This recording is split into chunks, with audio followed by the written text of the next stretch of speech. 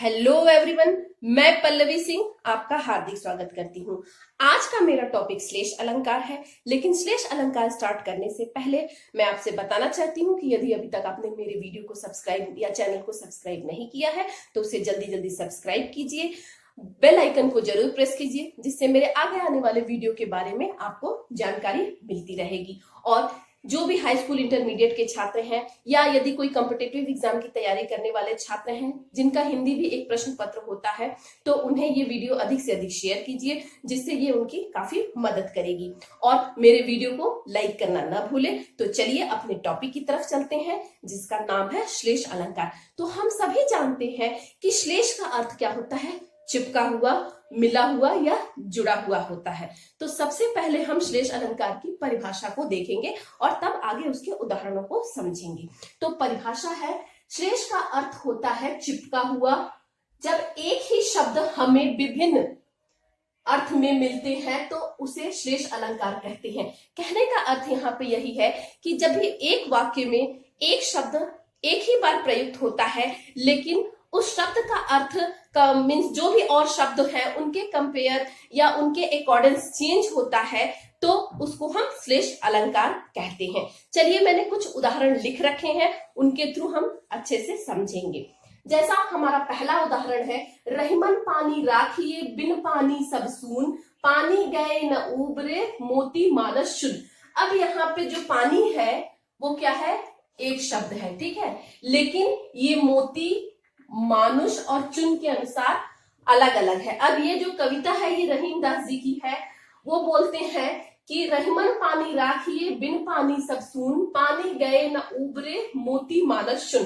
अब यहाँ पे कहते हैं कबीरदास जी कि जैसे कि मोती के लिए उसकी आभा जो है, उसका तेज जो है वो और उसका चमक जो है वो बहुत ही महत्वपूर्ण होता है, बहुत आवश्यक होता है। और चूने के लिए, चूने का अर्थ यहाँ पर आटे से है, ठीक है, चूने का अर्थ यहाँ पर आटे से है कि जब उसी आटे में या उसी चूने में जब हम पानी को डालते हैं तभी वो जाके क्या होता है, नम्र होता है, कोमल होता है, नहीं तो वो इधर उधर फैला रहता है। तो इसकी नम्रता को देखते हैं और तभी उसका महत्व होता है। उसी तरह रहीमदास जी इन दोनों की तुलना मनुष्य से करना चाहते हैं कि मनुष्य में भी क्या होना चाहिए, पानी का अर्थ यहाँ पे विनम्रता होनी चाहिए, ठीक है। यदि मनुष्य विनम्र नहीं हो गया तो उसका इस समाज में या इस संसार में कोई महत्व नहीं होता है। तो यहाँ पे तीनों का अर्थ क्या है, पानी के अकॉर्डिंग चेंज हो रहा है।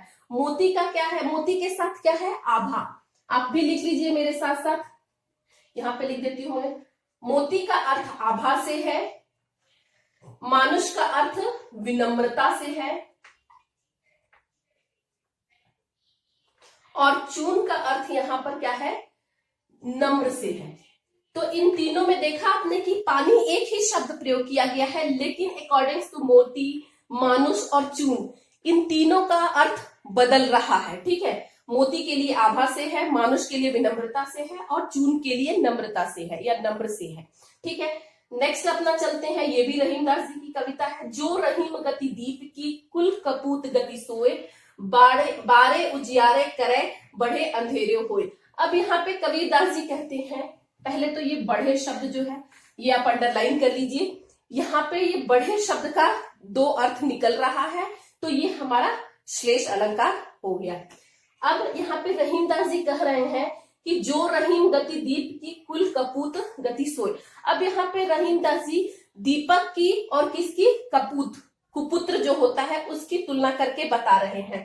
बारे उजियारे करे मीन्स जब यह जलता है, जब यह बड़ा होता है तो क्या करता है, उजियारा करता है, ठीक है।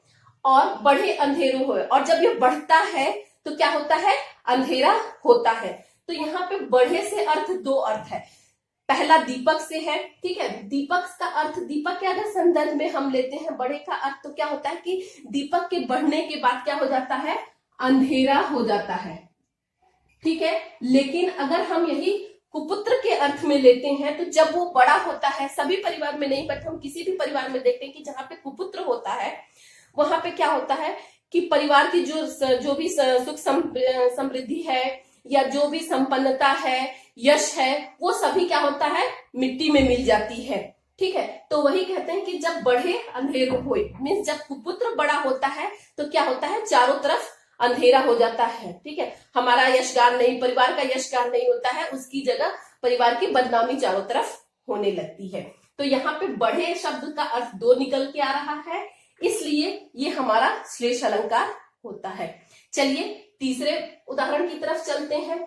सीधी चलती राह जो रहते सदा निशंक, जो करते विप्लव उन्हें हरि का आतंक। ठीक है, अब यहाँ पे जो हरि है इनका दो अर्थ है। ठीक है, और हम सभी जानते हैं कि श्लेष अलंकार में एक ही शब्द के कई अर्थ निकल रहे हैं। तो हरि का एक पहला अर्थ तो क्या है कि भगवान से है, भगवान से है। ठीक है, और दूसरा अर्थ क्या है, बंदर से है।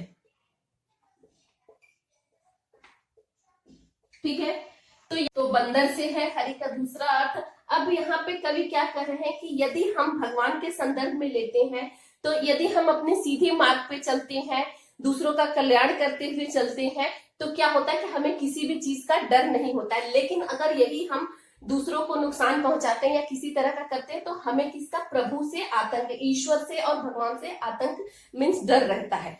उसी तरह बंदर के संदर्भ में क्या है, बंदर के संदर्भ में कि वो सीधी राह पे चलते हैं, हम अगर सीधी राह पे चलते हैं, उन्हें छेड़ते नहीं है, उन्हें नुकसान नहीं पहुंचाते हैं, तो हमें कोई डर नहीं होता है। लेकिन यदि हम उन्हें छेड़ते हैं, उन्हें नुकसान पहुंचाते हैं, तो क्या होता है, उनका आतंक बढ़ जाता है। तो यहाँ पे हरि का दो अर्थ निकल के आ रहा है, इसलिए ये श्लेष अलंकार होगा। नेक्स्ट चलते हैं। जो घनीभूत पीड़ा थी मस्तक में स्मृति सी छाई, दुर्दिन में आंसू बनकर आज बरसने आई। अब यहाँ पे जो घनीभूत है, यहाँ पे इसका दो अर्थ है। घनीभूत का अर्थ यहाँ पे क्या है, इकट्ठा। ठीक है, इकट्ठा से है, घनीभूत का अर्थ इकट्ठा से है, और दो तरह का ये भी इकट्ठा होता है। ठीक है, क्या होता है, जो घनीभूत पीड़ा थी मस्तक में स्मृति सी छाई।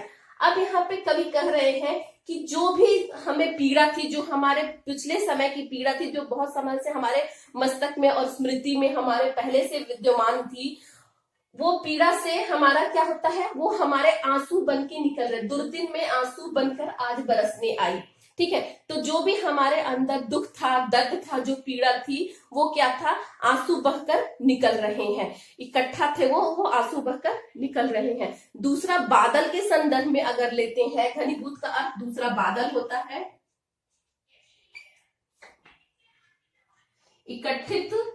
इकट्ठित पीड़ा आप लिख सकते हैं। ठीक है, इकट्ठित पीड़ा। दूसरा है बादल के संदर्भ में। बादल के संदर्भ में यहाँ पे क्या हो रहा है कि बादल कैसे बनते हैं, जब पानी बहुत सारा एकत्रित होता है तो वो बादल बनता है, और वही बादल जब बहुत सारा पानी एकत्रित हो जाता है और वो सह नहीं पाता है, तो वो क्या, बारिश के रूप में बह जाता है या वर्षा हो जाती है। उसी तरह यहाँ पर वही कवि बोल रहे हैं, दो चीजों की तुलना की है। घनीभूत एक शब्द है, लेकिन यहाँ पे उन्होंने दो अर्थ बताया है। पहला क्या है, इकट्ठित पीड़ा से है, और दूसरा क्या है, बादल से है। दोनों अर्थ में क्या है, इकट्ठित चीजें हैं। पहला तो क्या है कि दुख दर्द पीड़ा इकट्ठित है, और दूसरे अर्थ में पानी इकट्ठित है। और वही पानी दुर्दिन जब होता है तो जो पीड़ा होती है वो बह जाती है आंसू के रूप में, और जब बादल बहुत अधिक इकट्ठा पानी हो जाता है तो वो भी बारिश के रूप में बह जाता है। तो यहाँ पे इसके दो अर्थ निकल रहे हैं, इसलिए ये हमारा श्लेष अलंकार होता है। ठीक है, नेक्स्ट है, मधुवन की छाती को देखो सूखी इसकी कितनी कलियां। अब यहाँ पे कलियां शब्द का दो अर्थ निकल रहा है। पहला क्या है कि हम जानते हैं कि कली का अर्थ क्या होता है, फूल खिलने की पूर्व अवस्था। ठीक है, लेकिन यहाँ पे दूसरा अर्थ कवि ने क्या बताया है कि यौवन के पहले की अवस्था को बताया है। तो यहाँ पे जब दो अर्थ निकल के आ रहे हैं तो क्या हमारा होगा, ये श्लेष अलंकार होगा, क्योंकि जो दोनों अर्थ है वो एक ही शब्द में चिपके हुए हैं, इसलिए ये हमारा श्लेष अलंकार का उदाहरण हो गया। तो आई होप आपको श्लेष अलंकार इन उदाहरणों के माध्यम से अच्छे से समझ में आ गया होगा। यदि आपको अन्य कोई भी डाउट हो तो कमेंट बॉक्स में लिखना ना भूलें, और तब तक के लिए नेक्स्ट वीडियो में आपसे फिर से मुलाकात होगी। तब तक के लिए धन्यवाद।